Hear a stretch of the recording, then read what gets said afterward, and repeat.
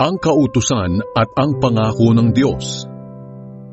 Mga kapatid, bibigyan ko kayo ng halimbawa.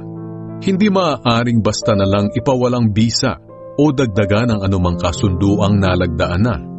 Ganoon din naman sa mga pangako ng Diyos. Ngayon, nangako ang Diyos kay Abraham at sa kanyang salinlahi.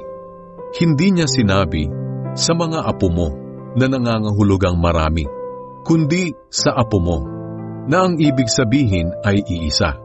At ito'y walang iba kundi si Kristo. Ito ang ibig kong sabihin. May kasundo ang ginawa ang Diyos kay Abraham, at ipinangako niyang tutuparin ito. Ang pangakong ito ay ibinigay niya 430 taon bago dumating ang kautusan. Kaya ang pangakong iyon ay hindi mapapawalang bisa o mapapawalang saysay ng kautusan. Sapagkat kung matatanggap natin ang pagpapala sa pamamagitan ng pagsunod sa kautusan, walang kabuluhan ang pangako ng Diyos kay Abraham. Ngunit ang totoo, ibinigay ng Diyos ang pagpapala bilang pagtupad sa pangako niya. Kung ganoon, ano ba ang silbi ng kautusan? Ibinigay ito para malaman ng tao na nagkakasala sila. Ngunit ito'y hanggang sa dumating lamang ang ipinangakong apo ni Abraham. Ibinigay ng Diyos ang kautusan sa pamamagitan ng mga anghel, at sila ang nagbigay nito sa mga tao sa tulong ng isang tagapamagitan. Ngunit ang pangako ay hindi tulad nito.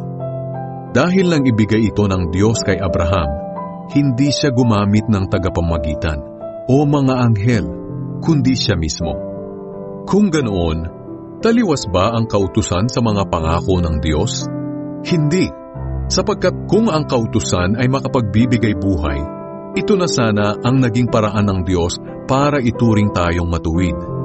Ngunit sinasabi ng kautusan na ang buong mundo ay alipin ng kasalanan. Kaya ang mga sumasampalataya lamang kay Hesukristo ang makakatanggap ng mga ipinangako ng Diyos. Noong hindi pa dumarating itong tinatawag na pananampalataya kay Kristo, para tayong mga bilanggo, binilanggo tayo ng kautusan hanggang sa araw na inihayag ang kaligtasan natin sa pamamagitan ng pananampalataya. Ang kautusan ay naging tagapag-alaga natin hanggang sa dumating si Kristo, para sa pamamagitan ng pananampalataya sa Kanya ay maituring tayong matuwid.